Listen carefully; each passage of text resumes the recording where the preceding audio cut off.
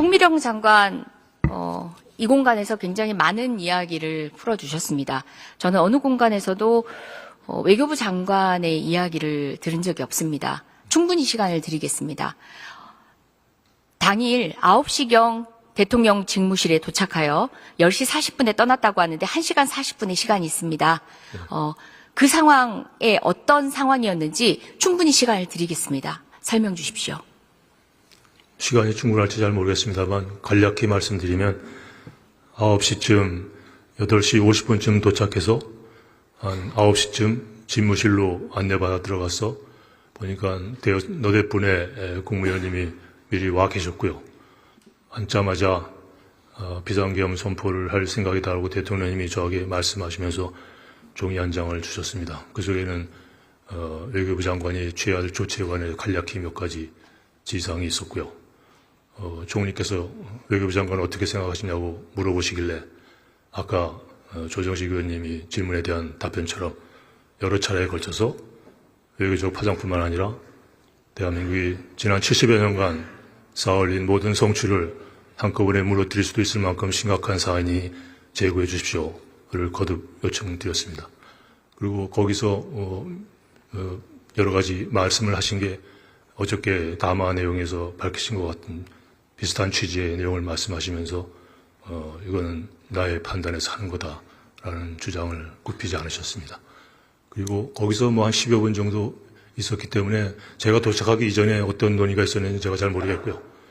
거기서 이제 좀 나가달라고 그래가지고 그 옆에 집무실 옆에 대접견실에 자리를 옮겨서 총리님을 모시고 이런저런 걱정과 우려를 하면서 토론도 했고 여러 가지 걱정 사항들을 나눴고요.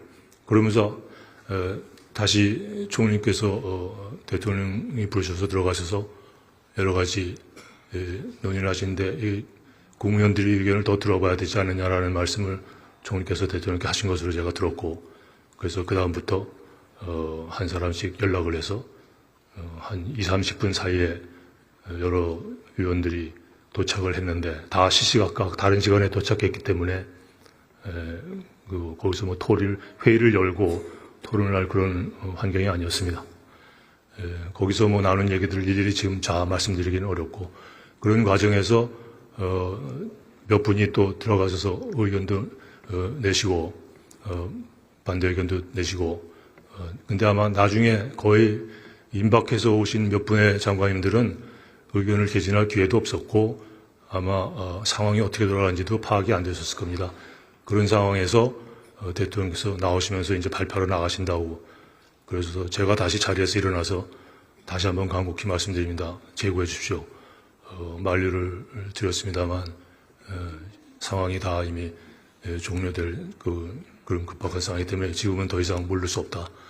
그러시면서 발표하러 나가셨습니다. 그래서 간략히 그냥 그 정황을 말씀드리고 그렇습니다.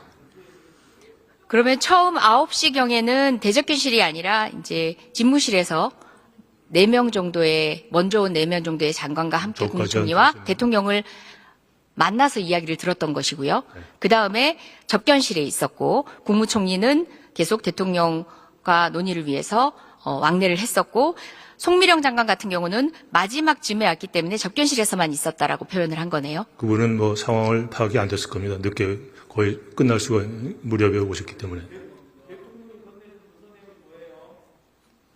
저에게 주는 건 외교부 장관이 취해야 될 조치 뭐 그런 거였습니다. 네. 처음에 집무실에서 만날 때 같이 있었던 다른 장관이 있는데 각 장관별로 그럼 부처별로 해야 될 일이 하달이 된 건가요? 그건 제가 모르겠습니다. 본인이 받은 게 외교부에서 해야 될 일이라고 온 말씀하셨네요. 이유는 저하고만 제가 말씀드렸고 거기에 대해서 강하게 주장을 말씀하셨고 그리고 뭐 잠시 침묵이 있고 그리고 옆 대접견실로 옮겼기 때문에 그 이전에 어떤 일이 있었는지는 저는 모릅니다.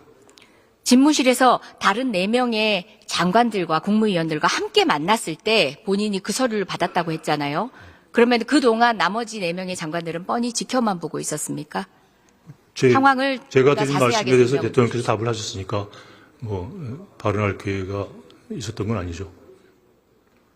외교부 장관에게만 그런 문서를 줬습니까? 저는 저한테만 받았고 다른 분은 모르겠습니다. 그 문서의 내용 간략히 설명 제가 주시겠습니까? 워낙 충격적이어서 뭐 제공간 생각나는 대로라도. 제공간이란 단어만 기억나고 뭐 아주 상세한 게 아니라 서너 줄 그냥 줄글처럼 돼 있어서 제가 기억을 못합니다. 그리고 시간을 들고 나오지도 드리겠습니다. 않고 한번 고민해 한번 아니, 들고 기억을 나오지도 떠올려 않고 주십시오. 놓고 나와가지고 제가 지금 갖고 있지도 못합니다. 한번 떠올려 보십시오. 아니 제가 지금 말씀드린 그대로입니다. 제가 그렇게 진술을 했고요. 제외 공간 내자밖에 생각이 안 난다고요? 제 공간에서는 뭐 이런 그 특별한 내용이 있었던 것은 아니고 아주 일반적인 이런 상황이 있으면 했을 그런 조치들이라고 생각하고 제가 그냥 내려놨습니다. 당시에 우리 동맹국인 미국과의 관계에 있어서 어떤 조치가 필요하다 이런 얘기는 없었죠. 뭐 그런 구체적인 얘기를 나누지는 않았습니다. 저희가 시민적 정치적 권리에 관한 국제규약 유엔 규약 가입 중이죠. 네. 관련 규약에 따르면은 국가 존립 위협하는 공공사태에 예외적 그러니까 본 규정상 규약의 의무를 이탈한 조치를 할 수 있다. 그러나 그 이탈한 규정 그 이유를 유엔 사무총장을 통해서 다른 당사국에 즉시 통지한다라는 규정이 있는 거 알고 있습니까? 모릅니다. 모르셨어요? 네. 사전에는 즉시 통지, 사후 통지까지 있습니다. 해제했을 때. 그리고 외교장관이- 보고서까지 쓰셔야 됩니다. 그 외교장관이 지금 모든 협약의 관련 규정을 다 받고 있지는 못합니다. 제가 지금 외교 부처에 질문한 것도 4, 5일이 된 것 같습니다. 그간에 그러면 장관님은 이런 절차를 이행하지 않고 있다는 것도 모르고 실무진에서 그렇게 성의 없는 답변들만 남발한 건가요? 전 오늘 이 자리에서 처음 듣습니까? 어떤 생각 드십니까? 동맹국에도 통지하지 않고 그리고 유엔 가입국으로서 위상을 드높이던 대한민국이 최소한의 조치도 취하지 않고 이렇게 있는 이 상태 정상적입니까? 저는 뭐 그런 다자 협약의 규정을 준수하는 것도 중요하겠지만 그것보다 더 시급한 한미 외교 당국 간의 긴밀한 소통과 조율 그런 게 더 중요하고 시급하다고 생각해서 전념해 왔기 때문에 그 외에 또 관련되는 세부적인 사항까지 일일이 챙길 여유는 없었다는 말씀을 드립니다. 지금 각 국무위원들 이야기를 들어보면 대통령은 뭐 얼굴이 벌개지고 화가 나고 하면은 어떤 국무위원들의 조력을 듣지 않는다.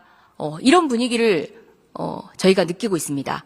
자, 그러면은 지금까지 망가진 외교라고 국민들이 비난하는 그런 외교의 결정적인 시점들의 결정들도 상의 없이 대통령이 독단적으로 한 겁니까? 망가진 시점이 있다고 생각하지 않습니다. 이번에 결정적으로 데미지가 왔지 그 이전에 어떤 심각한 순간이 있었다고 생각하지 않습니다. 네. 좋습니다. 뭐 그렇게 판단하셨다면 좋습니다. 다만 대통령과 다른 의견을 피력해서 대통령이 받아들인 적이 있었습니까? 저는 여러 번 있습니다.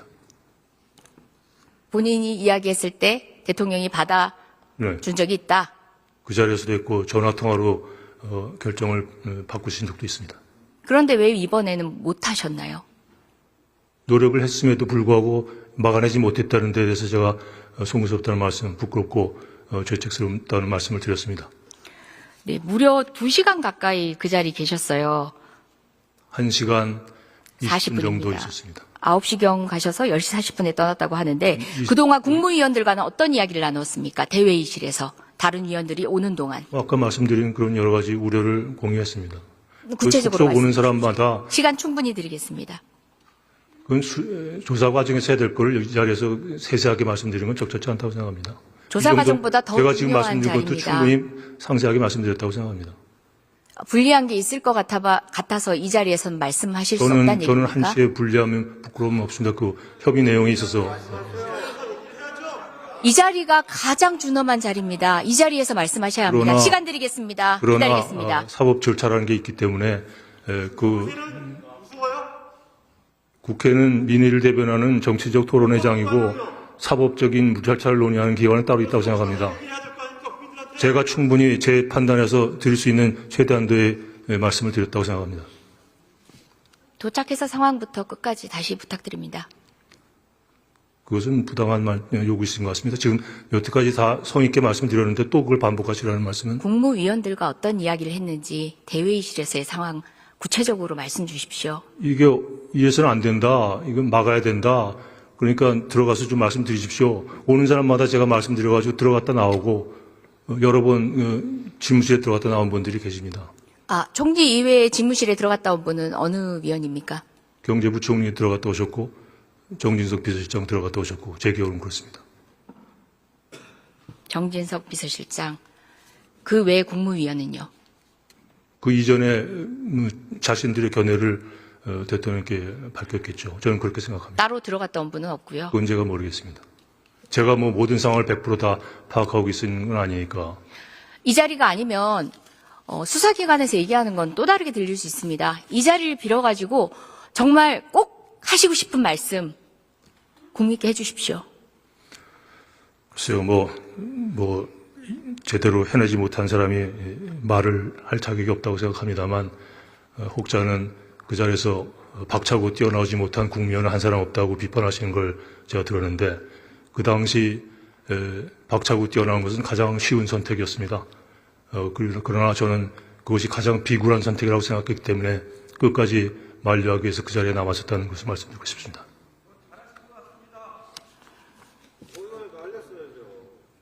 들어가십시오.